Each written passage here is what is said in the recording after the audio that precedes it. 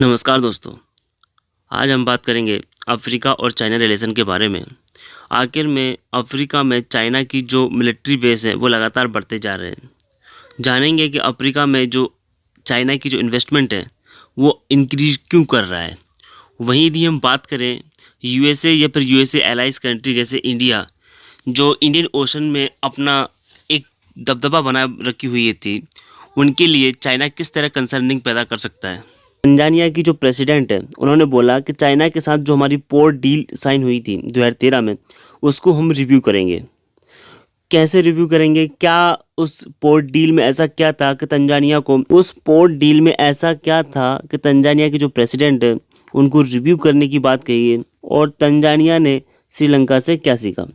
अब यदि हम बात करें यहाँ पे जो पोर्ट डील थी उसके बारे में, जिस तरह श्रीलंका ने अपनी पोर्ट को चाइना को लगभग 99 ईयर के लिए लीज पर दे दिया था डेवलपमेंट प्रोग्राम के लिए या फिर चाइनीज़ लोन के लिए, उसी तरह आपको पता होगा कि तंजानिया को भी 99 ईयर के लिए एक $10 बिलियन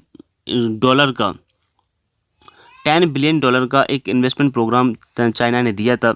उसमें चाइना ने बोला कि हम जो आपको पोर्ट है बगामोयो पोर्ट, उस पोर्ट को 99 ईयर के लिए लीज पर लेंगे और जिसके जो भी ऑपरेशंस वगैरह होंगे वो सब हम चलाएंगे। लेकिन इस डील में कोई परेशानी नहीं थी। लेकिन प्रॉब्लम कहाँ थी? इस डील में सबसे बड़ी परेशानी जो थी वो ये परेशानी थी कि इस डील में ये लिखा था कि 33 साल के लिए गारंटेड लीज पर ये जो पोर्ट है वो चाइना को देना होगा। तो इस इन्वेस्टमेंट से तंजानिया में जो सिविल सोसाइटी और वहाँ के जो एक्सपर्ट थे उन्होंने सरकार की बहुत आलोचना की। लेकिन जैसे ही गवर्नमेंट चेंज हुई आज के समय जब तंजानिया में, तो तंजानिया में जो अफ्रीकन एनजीओज हैं उन्होंने ये जो डील थी उसको बोला था किलर ऑफ चाइनीज़ लोन, मतलब चाइनीज़ के जो लोन है वो तंजानिया को बर्बाद कर देंगे। इस तरह के वर्ड उन्होंने बोले थे। अब यदि हम बात करें आखिर में जो चाइना जो है वो अफ्रीकन कंट्रीज़ में क्यों अपना फोकस बढ़ा रहा है, बिकॉज आपको पता होगा क्योंकि अफ्रीका जो महाद्वीप है वो पूरा ही महाद्वीप एक गरीब कंट्रीज़ का माना जाता है। जैसे कि हम लोअर इनकम या फिर लोअर जीडीपी वाले कंट्रीज़ होते हैं, लाइक वहाँ पे चाहे सोमालिया हो गया, बहुत सारी कंट्रीज़ हैं जो मतलब बहुत गरीबी रेखा से भी नीचे वहाँ का जीवन यापन होता है।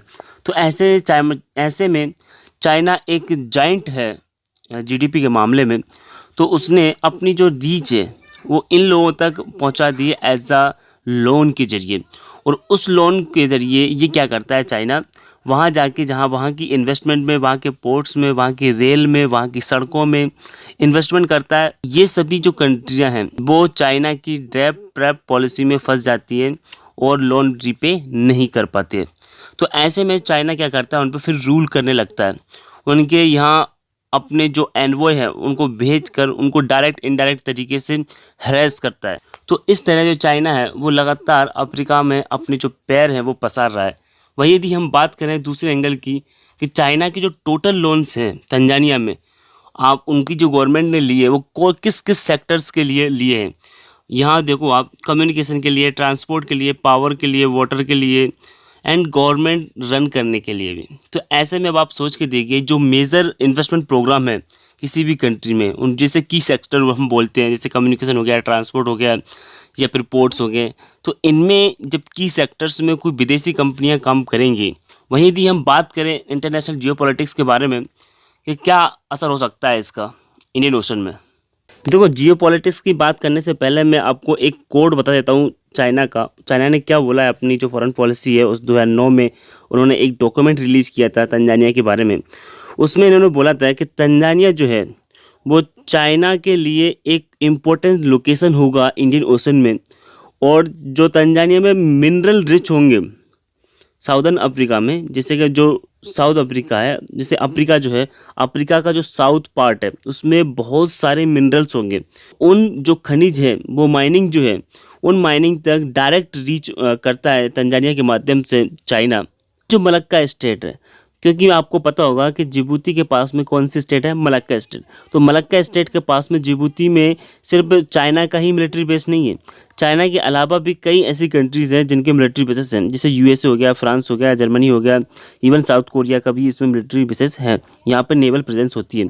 वो नेवल प्रेजेंस क्यों होती है? क्योंकि आपको पता होगा कि जो चाइना है वो चाइना लगभग 80% ऑयल इंपोर्ट करता है अदर कंट्रीज से।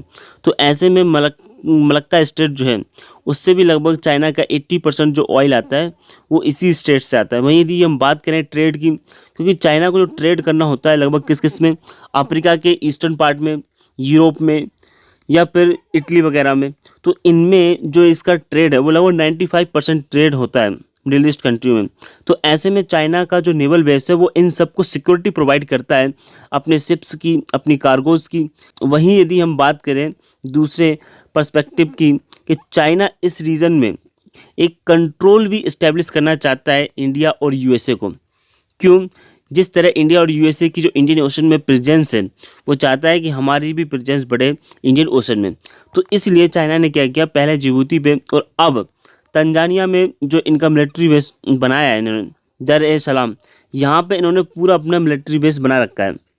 लेकिन इसको अब रिव्यू करने की बात करी गई है तो इसके भी इकोनॉमिक कंसर्न है, बिकॉज क्योंकि मैं आपको बता दूं अभी जिस तरह रेड सी में जो जाम लगा था सुएज कैनाल को लेकर, हो सकता है इन द फ्यूचर में फिर वॉर हो और सुएज कैनाल जो है वो कुछ दिनों के लिए ठप पड़ जाए।